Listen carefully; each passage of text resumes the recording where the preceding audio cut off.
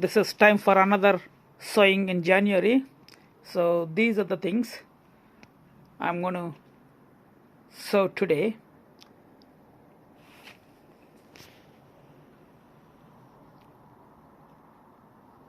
Let's get into the details. The tomatoes, these are for indoor purpose. I wouldn't germinate or sow seeds for outdoor purpose in January. So these are for indoor purpose. The first one, this is the world's largest tomato, they claim. It does.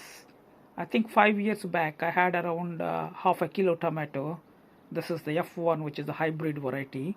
And look at this, RHS award. And next one is this beef stick and super stick tomatoes.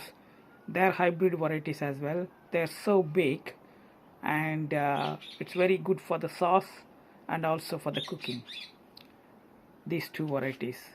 And coming to the Shirley, this is the exhibition variety. People go for the showing off the vegetables and competitions, etc. This variety is very good for that type of exhibitions. Particularly if you see the size, they are equal sizes and also very round shaped. These are the medium size, and they're not too big, and they're very tasty as well. Again, this is also hybrid variety. The last one, this is the outdoor variety, early crop.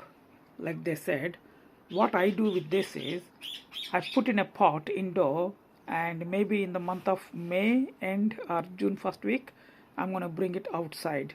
So around mid-June I'll have some harvest. Coming to the lettuces, this iceberg variety, this is really crunchy, and this one is Italian variety. I've been sowing last 3 years. Iceberg I did a couple of years back, then I lost the seeds, and now again I got into stock now. And this is, if you see the color of this French lettuce variety, some green and some purple. And this one Saxo I did last year as well. This is really nice, and it looks very beautiful when it grows full blown. And these are the 3 different varieties I'm sowing it today. And the seedlings appear around 7 to 14 days. Once the seedlings appear, I'm going to pot them into trays, and then either inside the greenhouse or outside based on the weather I'm going to plant them. This is the spinach. I'm sowing it today, Santa Cruz, and these spinach seedlings will go inside my polytunnel or a greenhouse. Again, this is going to germinate around 8 to 10 days time in the greenhouse at home. Last but not least, these are the flower seeds. I'm sowing it today. Sweet peas, this is the fragrance variety. Highly recommend this variety, very fragrant. If you cut the flowers and keep them in the house at least 3 to 4 days, your house will be fragrant. And this one is a patio variety. I did last year as well. Looks very nice for the edges and patios, etc. And this flower, Antrinium, last year I did some flower. This is perennial variety, so it has come back every year with a bit of luck. Last year I got 5-6 seedlings, and somebody has taken those seedlings, so I need to sow them again. So these are the 3 varieties of the flowers I'm sowing it today. I got my labels written and ready to be put it into the trays. Let's go and see now how I make my compost and sow the seeds. The compost I'm using to sow my seeds today is peat-free all-purpose compost. You can use any general purpose compost as long as they don't have any big lumps of wood chips or anything. If there are any, you need to sieve it. This one is fine, I don't need to sieve it. This is the compost. It's very soft. There are small tiny things like this, and then I'm going to throw them. And this is the vermiculite. I'm going to mix that into this compost. This is for the water retention and aeration. This vermiculite is not mandatory. It's up to you. If you have any, you can use it.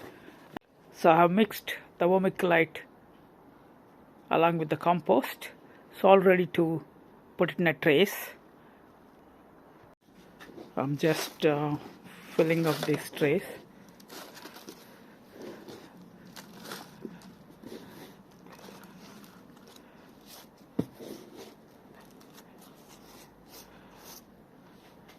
So basically you just level it up like that.